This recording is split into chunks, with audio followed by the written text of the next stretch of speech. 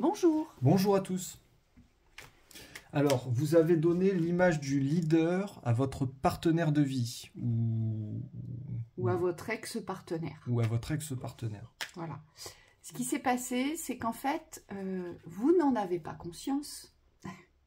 Et c'est pour ça que c'est bien de faire cette vidéo. Et merci à la séance juste avant vous, juste avant cette vidéo, on a fait une séance. Et en fait, cette vidéo, elle découle de cette séance. Oui. En fait, vous n'avez pas conscience, vous n'avez jamais pris conscience que le leader, entre vous et votre partenaire ou entre vous et votre ex-partenaire, qu'en fait, le leader, c'était vous. Pourquoi? Parce que vous l'avez regardé dans l'image du leader. C'est-à-dire que vous lui avez donné l'image de celui ou celle qui réussit. Et vous vous êtes positionné dans l'image de celle ou celui qui échoue. Oui.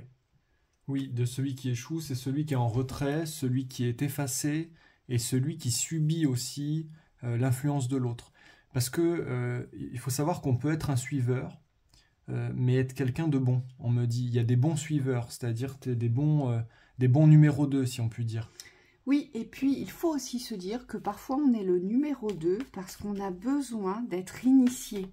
Mais ça ne veut pas dire que dans l'âme, on n'est pas un leader. Merci. Vous comprenez la nuance?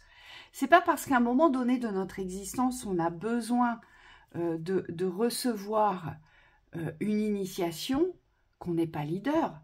C'est juste qu'on a besoin d'informations, on a besoin d'enseignement pour renforcer justement le leader que l'on porte. Pour avoir, si je puis dire, des billes à mettre sur la table. Vous voyez? Ça vient renforcer votre pouvoir de leadership. Et pour certains, vous n'en avez pas conscience, vous vous considérez comme étant le suiveur ou étant celle ou celui qui ne peut pas réussir sans l'autre ou étant celle ou celui qui échoue. Et vous ne vous considérez pas, vous ne vous placez pas du tout en avant, vous ne montez pas sur la première place du podium en vous disant « mais en fait, si lui il réussit, lui ou elle, si il ou elle réussit, mais je peux aussi réussir si moi je décide de réussir. Et si je m'ouvre à mon leadership, parce que nous avons tous au fond de nous une part de leadership qui est là. Mais c'est quelque chose qui se cultive, c'est quelque chose qui se développe, qui se renforce avec l'assurance et la confiance de votre réussite. Oui, le leadership n'est pas l'image. Il y a vraiment une dissociation entre l'image du leader et le vrai leader. Le vrai leader, c'est quelqu'un qui décide en lui-même, avec lui-même et pour lui-même. C'est-à-dire qu'il n'est pas sujet à influence, en tout cas influence contraire. On vous demande ici, dans ce leadership, de vous reconnaître dans votre construction. C'est comme s'il fallait poser aujourd'hui les bases de la reconnaissance de ce que vous avez construit, de ce que vous êtes, de ce que vous construisez aussi dans le présent, de ce que vous êtes en train de construire, pour pouvoir couper avec toutes les mémoires ici. Le verre cassé, ça représente vraiment les mémoires des échecs, des choses qui ont été brisées sur votre route, mais qui ne reflètent pas la valeur de ce que vous construisez. Et on vous dit, il y a vraiment une dissociation entre les deux, comme si vous deviez vraiment nettoyer ce qui ne vous représente pas. Oui. Et moi, ce qu'on me dit, c'est que dans ce leadership, quand on est vraiment dans la maîtrise de son leadership et qu'on a confiance en soi, on est en capacité de dire non à son interlocuteur, à quelqu'un qui vous soumet une idée et qui essaie de vous faire changer de direction. On est en capacité de dire, écoute, je t'entends, mais je vais rester sur mon idée et on va faire comme j'ai décidé. Vous voyez, c'est ça le leadership. C'est on reste sur sa position parce qu'on est certain que ça doit se dérouler de cette façon-là. Donc, on n'a pas peur d'être en opposition. Hein. Ce qu'on me dit aussi, c'est que pour certains, on vous a brisé votre leadership. Il a été brisé dès le départ. Pourquoi?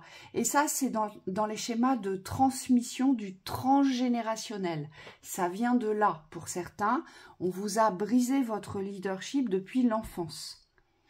Et ça s'est répercuté avec les partenaires de vie. Vous avez rejoué les scènes, alors différemment, mais toujours en étant en recul, en arrière-plan, et en n'étant pas décisionnaire et dans votre pouvoir d'affirmer votre position pour votre réussite. Oui.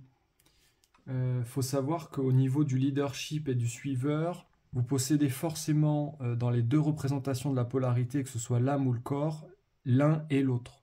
Donc il y a une partie de votre esprit, parce qu'on pourrait répartir l'esprit en deux, c'est le corps plus l'âme, hein, qui représente l'unité, l'esprit représente l'unité des deux.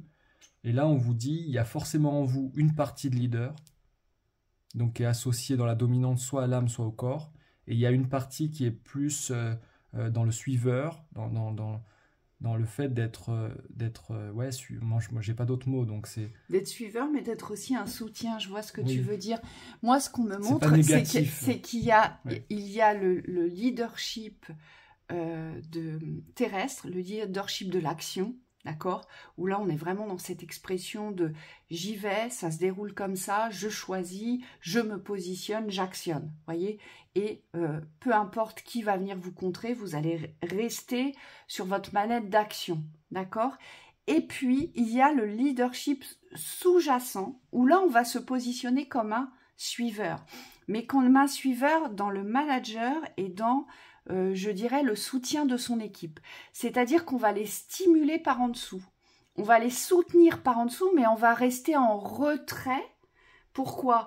Parce qu'il y a nécessité aussi de savoir déléguer dans le pouvoir, mais vous êtes là pour pousser votre équipe au meilleur. Vous voyez? Donc là, on devient suiveur et on regarde son équipe grandir. Mais on reste le leadership principal. C'est juste que c'est sous-jacent, on nous dit. Oui. Et le leadership, il a aussi cette capacité de dire non. Alors, il doit dire non, je vous l'ai déjà dit. Mais il doit dire non. Aujourd'hui, ce leadership pour le bien de son équipe, si vous travaillez en équipe et que vous dirigez du personnel, d'accord ? Pour le bien de son entreprise, si vous êtes chef d'entreprise, eh bien, les décisions que nous prenons en tant que chef d'entreprise ne vont pas toujours servir le collectif. Parfois, il faut savoir sauver son entreprise, se sauver soi, se prioriser et se privilégier. Donc, parfois, on a des décisions très difficiles. Et ça aussi, c'est être leadership. C'est on priorise une situation qui va nous extraire, si je puis dire, d'une aspiration de perte ou de faillite.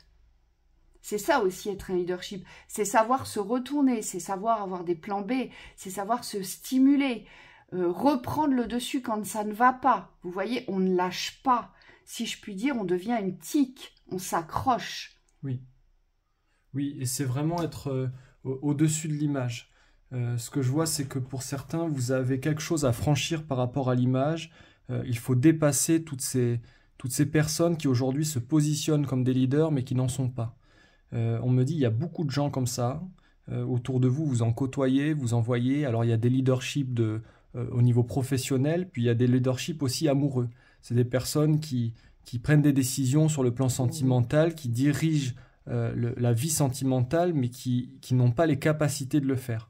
Et donc, si aujourd'hui, vous avez cette volonté de retrouver votre leadership, ça va vous amener forcément à couper avec les faux leaders, donc toutes les énergies qui aujourd'hui vous portent à suivre, mais surtout on vous dit à vous effacer. Et c'est ça qui ne va pas, c'est quand vous vous sentez en retrait de vous-même, que vous n'osez pas parler, vous n'osez pas exprimer ce que vous pensez, et pourtant vous savez que c'est la vérité, vous savez que c'est quelque chose qui va ancrer du bon pour vous, mais par contre vous retenez de le dire parce que ça pourrait blesser l'image de l'autre. Et là ce qu'on vous dit c'est que aujourd'hui, l'autre n'étant pas un soutien, il faut absolument devenir le soutien pour vous-même pour pouvoir vous construire et vous créer votre propre sécurité. Oui, il faut savoir aussi que notre leadership, on nous le fait travailler dans des situations. Alors, si vous n'êtes pas sur le devant de la scène, souvent la vie va vous faire travailler cela. C'est-à-dire que bien souvent, il y a beaucoup de personnes qui vont venir vous couper les ailes en plein vol. Ouais. Ils vont vous faire croire que ce que vous avez fait, que ce que vous avez entrepris n'était pas bon.